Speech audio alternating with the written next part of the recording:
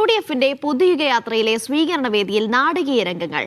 സംസാരിക്കാൻ വിളിക്കാൻ വൈകിയതിൽ ഷാഫി പറമ്പിൽ MP അമർഷം പ്രകടിപ്പിച്ചു. സംസാരിക്കാൻ ക്ഷണിച്ചപ്പോൾ ഒറ്റവാചകത്തിൽ ഷാഫി പ്രസംഗം അവസാനിപ്പിക്കുകയും ചെയ്തു.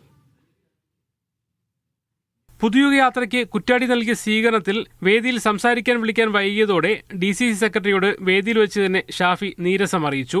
പിന്നീട് VD സതീശന്റെ സംസാരത്തിന് ശേഷം ഷാഫി വിളിക്കാൻ ശ്രമിച്ച DCC സെക്രട്ടറി പ്രമോദ് കക്കട്ടലിനെ ബലമായി തടഞ്ഞ ഷാജി താൻ സംസാരിക്കില്ലെന്ന് അറിയിച്ചു.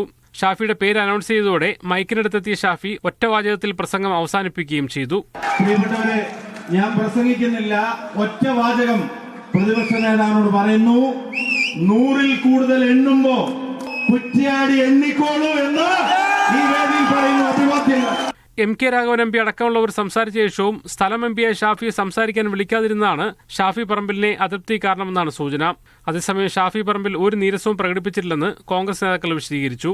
മാധ്യമ റിപ്പോർട്ടുകളെ ഷാഫി പറമ്പിലും തള്ളി. ഈ യാത്രയുടെ തിക്കും തിരക്കുമുണ്ട്.